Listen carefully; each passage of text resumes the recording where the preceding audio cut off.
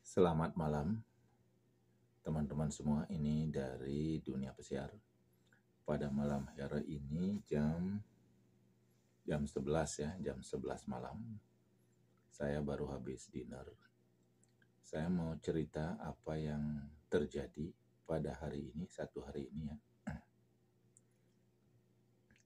Yang pertama adalah masalah written notice.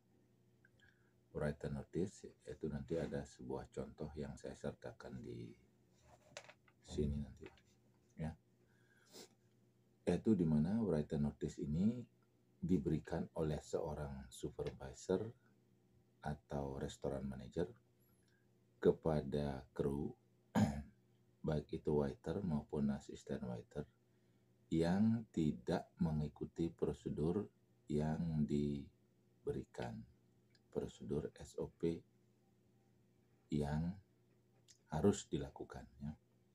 Contoh, kita sudah ngasih tahu bahwa seorang waiter harus melakukan tugasnya, terutama di buffet ini ya, yang mengatakan buffet atau juga di restoran bisa.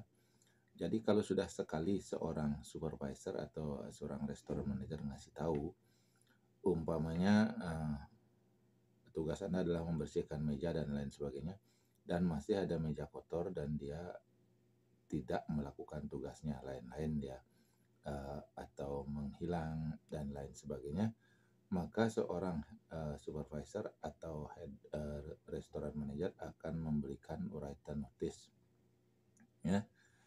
Tetapi ada seorang waiter dari mana itu tadi, dari Tunisia ya, dari Tunisia, saya tidak menyebutkan namanya. Itu dikasih written notice karena dia lalai melakukan tugasnya, tidak take care tamunya di buffet, maka restoran manager mengasih written notice. Tetapi orang ini tidak mau tanda tangan. Nah, ini masalah lagi ya. Dia tidak mau tanda tangan dan dia komplain, refuse dengan written notice yang akan diberikan. Terjadilah percecokan, terjadilah adu argumentasi antara restoran manager itu dengan si waiter ya. Akhirnya dikasih sign di sana, no sign, begitu di tempat seharusnya dia sign, dikasih no sign ya. Memang begitulah yang terjadi di kapal ya. Anda boleh sign, Anda boleh tidak, tetapi hal itu atau written notice itu tetap tercatat di Otalio. Apapun yang terjadi, Anda sign atau tidak sign, itu tetap tercatat sebagai suatu catatan kerja Anda di Otalio ya. Itu masalah yang pertama.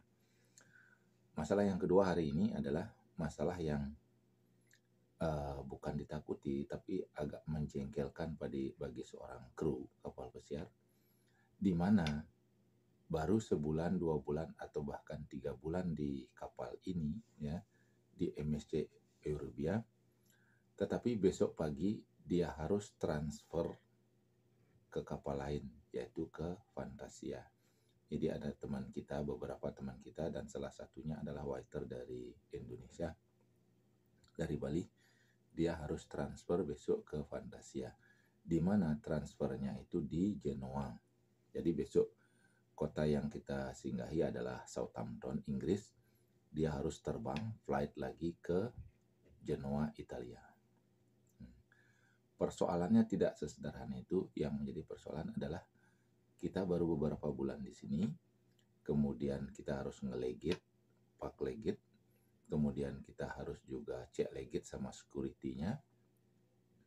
Kemudian kita harus seperti pulang, itu ya, seperti pulang, diantar ke bandara, kemudian naik flight, di sana diterima oleh kru purser lagi. Dan yang menjadi persoalan lagi adalah di sana kita harus mengikuti semua training lagi dari awal, baik itu training safety, training environmental, training security, lagi, pest control, pokoknya semua ikut training lagi sampai di sana. Tidak peduli apakah Anda transferan atau baru dari rumah. Ya, itulah curhatan saya hari ini, yaitu pertama tentang adanya written notice. Karena written notice itu kalau sudah 3 kali dapat written notice, maka otomatis akan diajukan ke warning. Ya. Itu sekarang aturannya. Jadi saya sebagai seorang supervisor biasanya mengadvise, mengasih tahu sekali aja. Kalau keduanya masih seperti itu, kasih tahu lagi. Yang ketiga tidak dikasih tahu lagi, langsung diberikan written notice. Oke. Kemudian kalau 3 kali dapat written notice, kita ajukan warning. Gitu jadinya. Ya. Jadi tidak seperti dulu kita ngasih hukuman, apakah dengan T-time, apakah dengan hukuman RPF dan lain-lain. Enggak, sekarang sudah langsung. Kalau dulu bisa dapat 10 sampai 12 RPF, itu belum diajukan warning. Ya, sekarang 3 kali written notice seperti itu sudah diajukan warning. Ya.